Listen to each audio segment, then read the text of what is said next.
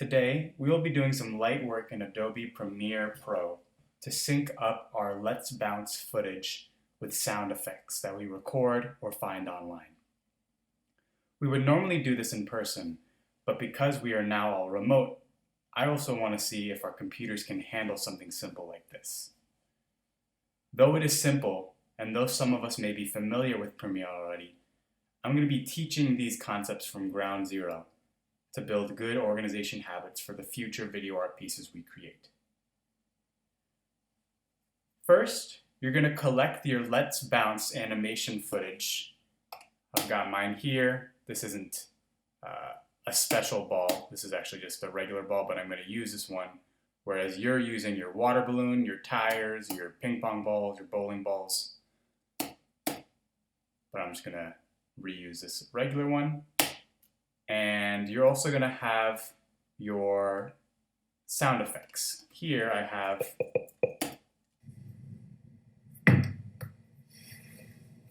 this is a tennis ball that I've recorded using my iPhone, and I've copied that audio over to my desktop. And the third thing I'm going to need you all to do is to download this folder structure zip file, which is in the Google Drive, and it is a keychain link on Canvas. This zip file, you can double click it if you're on a Mac, and it's going to expand it and create a folder called folder structure.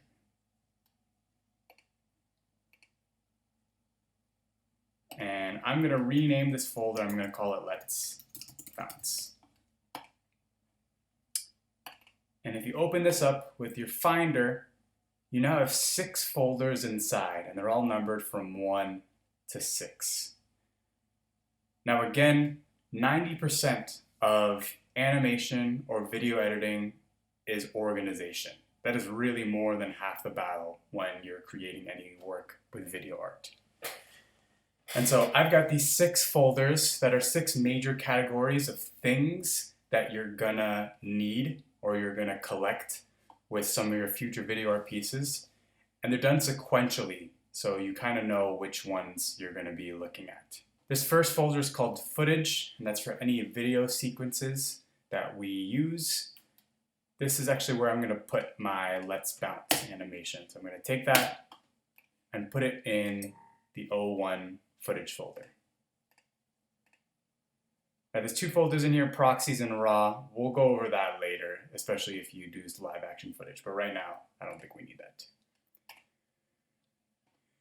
Now the second folder is called audio, and there's got 4 folders inside. There's music, which is like the background music for any video you're making. We're not doing that today. But then there's a second folder called production sound. This third one is also called sound effects, and those two might sound similar, but I'm just going to talk about some differences between the two. Production sound is any sound that you're recording yourself.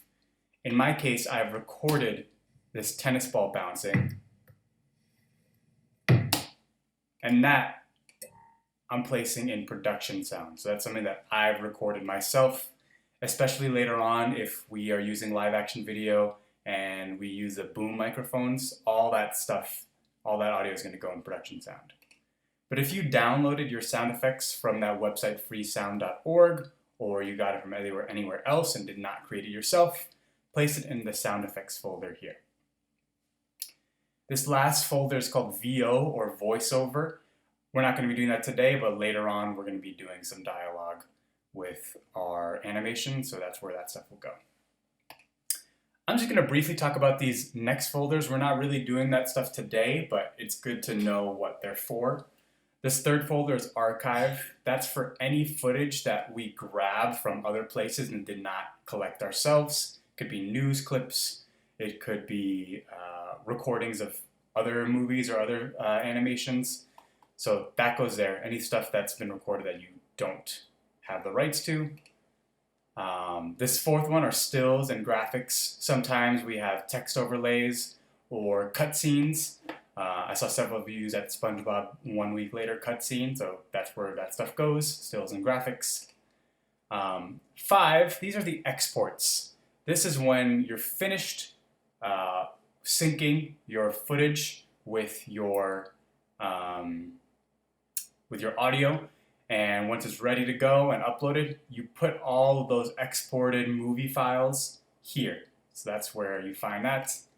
And then this last one, actually I'm going to rename it, and it's going to be 00 on your end. This last one is the project file. So you'll see that on your end. Take note that I've changed it from 06 to 00 right here. So that's like a brief rundown of this organization structure. Again, it's really important to follow this structure. It just saves headaches later on. So I've moved my footage here, and I've got my audio here, production sound. The next step that we're going to do is we're going to open up Premiere Pro. I've already have it preloaded, and here it is. So Premiere Pro is in the Adobe Creative Suite. Adobe has all these very powerful programs in video editing, graphics editing, photo editing, and Premiere is the program that they use for video editors to take footage, sound, graphics, stills, all that stuff, and compile them together to create one nice polished video. When you open up Premiere, you get this screen, and you're going to click on this button that says New Project, and I'm going to name this project Let's Bounce. And in Location, you're going to go to Browse, and you're going to find your Let's Bounce folder, and you're going to place it in the project file. Okay, and all these settings you can keep the same. You can hit OK. So when you open up your Premiere project, you're greeted with this window. And one thing that's important to notice is that at the top, we have several different viewing modes on Premiere. And they're all trying to give you an intuitive layout of windows that you're going to need. The default one is this Learning tab right here. It has these 5 windows. I actually want us just to work from editing, because basically it's the Learning tab minus this tutorial window on the left. I don't think we really need that. And so the editing window has 4 major windows that you're going to use. Oops, sorry. Has 4 major windows you're going to use.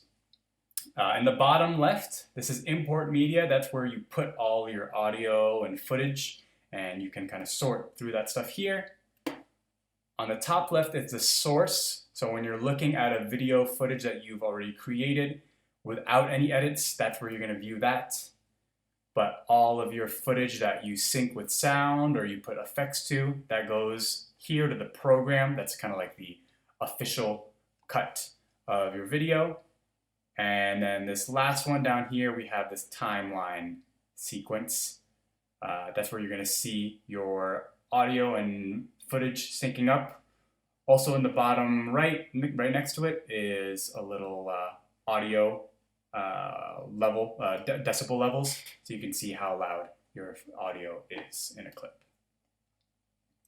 What we're going to do now is we're going to double click Import Media, this blank square over here, and you're going to find both your footage and import it.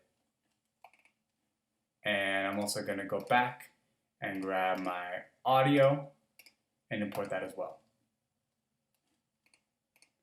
So we've got our MOV file that's brought from Stop Motion Studio, and we've got this M4A, that's the audio of my tennis recording. And just to give you an example of how these two things are broken down, so you have 2 windows up here. If you double click something and you want to see what it looks like unedited, that's where it's going to show up right here. But then when we bring it over, so everyone's going to do this right now, you're going to take this MOV file, click it, and drag it to this timeline. This is the program, this is what your footage looks like when you export it, when it's your final cuts. All right, so here's my bouncing animation. Again, it's not the most exciting because I did not do the special bouncing ball or basketball or whatever you all were doing. But imagine that it's yours, your special one, and I want you to take this clip and I want you to loop it 5 times. So we're going to go through 5 cycles. So you can click this, you can copy it, and then up here we have this little timeline marker. And if you click this marker to the end of that sequence and hit paste or Command V, that's going to paste this copied sequence right to the end of this marker. So it's always going to go after this marker right here. And I'm going to copy and paste it 3 more times to get us to 5 bounce cycles total.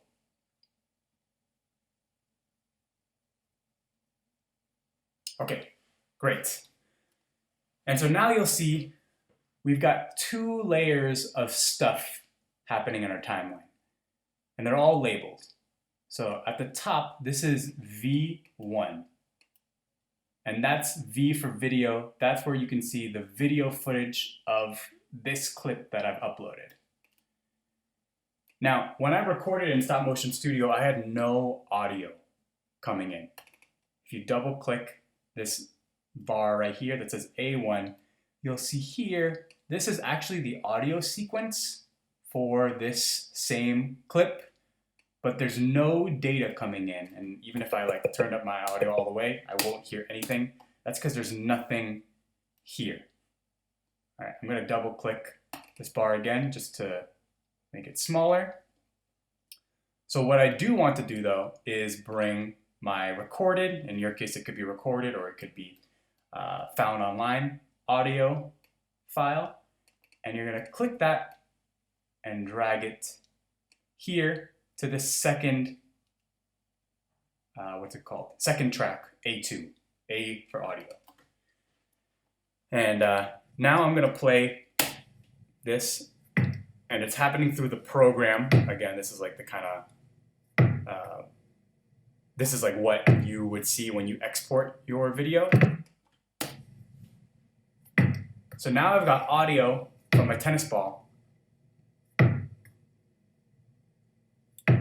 with the footage, but they're not synced at all.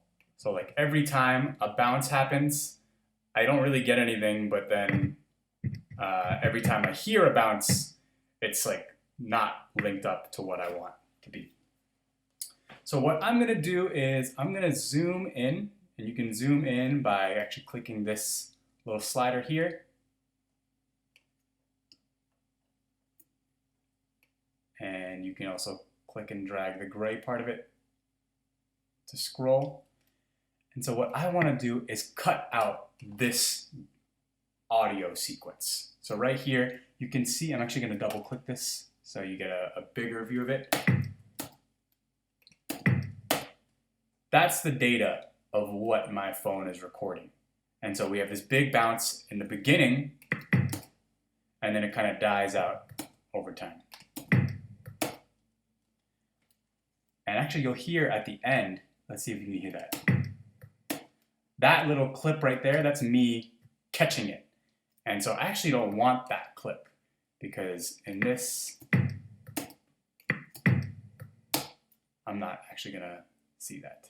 Or I wouldn't actually hear that because it's just bouncing. So what I'm gonna do is I'm gonna bring my marker a little bit before this. And now I wanna introduce you to this toolbar right here. So we've got a few different tools that kind of help us change our selections. Now the default tool is this track selection, which the shortcut for that is the letter V for Victor. And that's just like a regular cursor like you would find on your computer, and then it lets us select different tracks. Now what I want to do, oh, and actually before I move on to the next thing, before I showed you that you could scroll left and right through this slider here, but you can actually take this hand icon, and the shortcut for that I believe is H yet. If you click H, you can move left and right to go left and right in your timeline. And so that's for selecting, V for Victor for selecting, H for hand for scrolling left and right. But what I want to do is bring this timeline marker right before the audio clip, and I'm going to go to this razor tool, which the shortcut is C. And with this razor tool, I can hover over a sequence and I can cut this audio sequence. All right, so now this used to be one complete clip, but if I click over it and cut it, now it's two. And now I'm going to bring this right before that catching sound, and I'm going to clip that as well. All right, I'm zooming out. Another way to zoom out is if you have a mouse, you can hit Alt and scroll up and down to change that. So now that I've cut it, I can go to my selection tool, V, and I can click that emptiness, and I don't need that anymore. I can click and move that. All right, and now I'm just going to take another bounce sequence here, and I'm going to cut a little before again.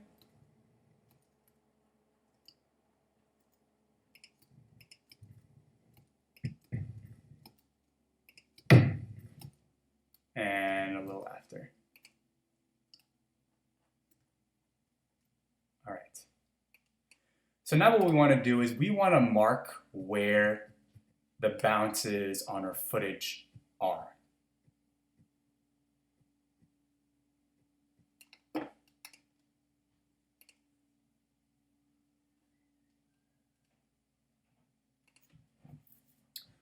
We want to mark where the bounces of our footage are. So I'm going to take my timeline marker and I'm going to click and drag it, and I'm going to find that point right there where my ball hits the floor. And then I'm going to right click on that timeline marker and I'm going to hit Add Marker. And above that I get this yellow, like almost like a post-it note, and that tells me that's where that first bounce is. Let's scroll down to the rest of this timeline. Go to that next sequence, adding a marker there, and scrolling through this next bit of the sequence, and that's where my third bounce is, right-clicking and hitting Add Marker. All right, so now what I need to do is I've got this audio clip, and I'm going to click it and drag it to that first marker. And let's see how that sounds. Did that sound sync to you? It's pretty good. I actually think I'm going to bring it a little bit over. So to click and drag it, you're going to hit V to select it, and then you can click and move it over. Again, I'm trying to get this line right here to match up with the start of this bounce. I think that's as good as it gets. All right, and let's try that now. All right, that's pretty good. One more time just to see. Awesome. All right, so that's that first one, and now let's get this second bounce over here. I'm going to click and drag this, and again, I want to link it up with that marker right there. I'm going to click it, I'm going to bring it to about there. Trying to get it to overlap.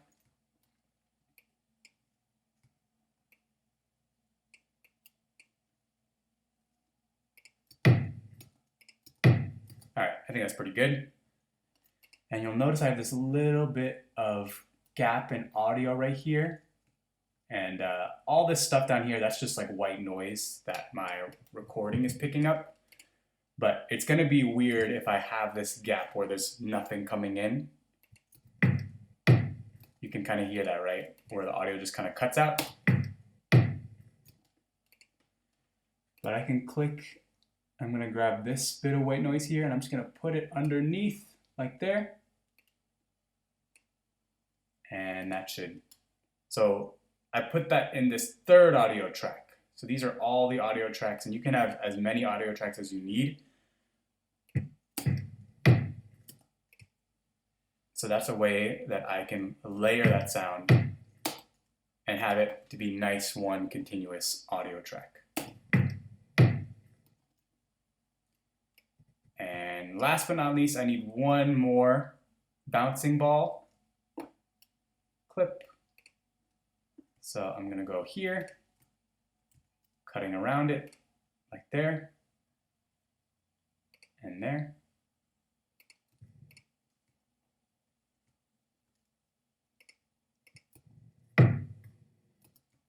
Making sure I get it right before the catching. I think I do. All right. And then I want to bring that so it syncs up right there with that third marker that I've created. And I'm going to close the end of that. So you'll see when you hover over it, you get this right square bracket with an arrow to the left. You can click that and drag it over to sync up there. All right, so now I want to hear if this full sequence lines up with the audio.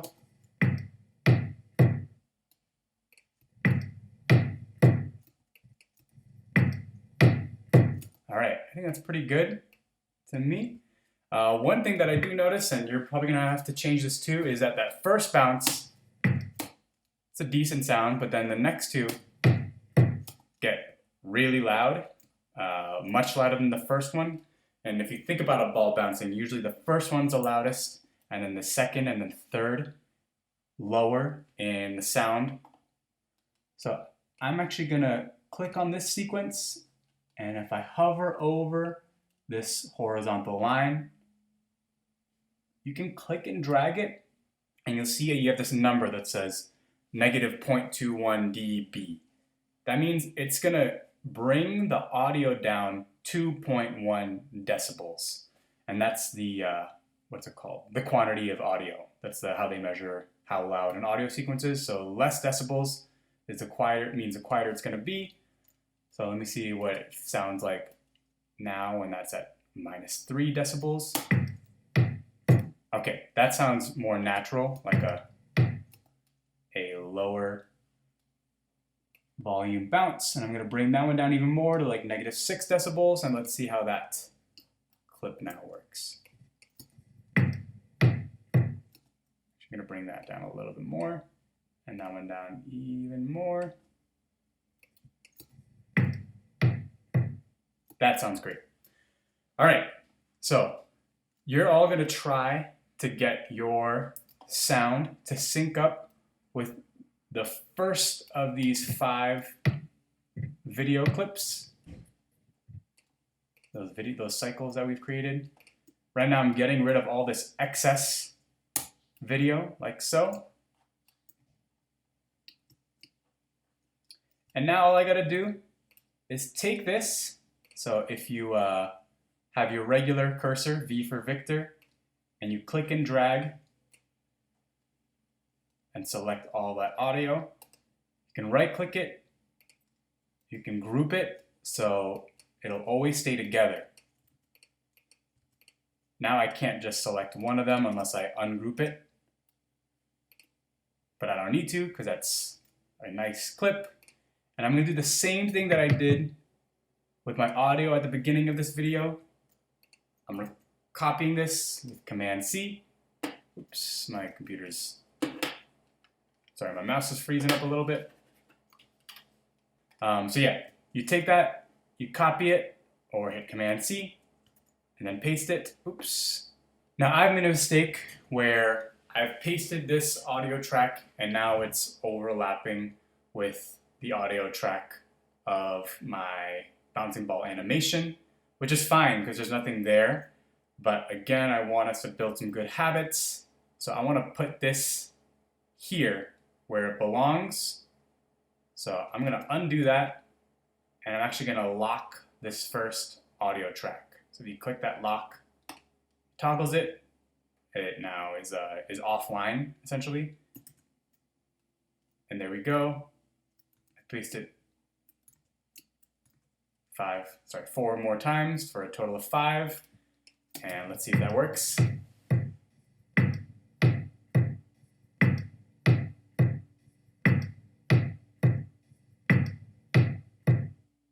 All right, and that's going to be your finished Let's Bounce animation. So once that's all done, you're going to save. Go to File, Save.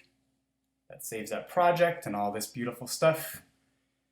And the last thing we have to do is, at least in Premiere, is export. So if you go to File, Export Media, or Command M, you get this screen that pops up. This is your exporting screen. And for our cases, for this activity, I want to just make sure that you have your format at H.264. There's a bunch of different, these are called codecs, which are the file names that you're gonna, or sorry, file types that you can export your videos to.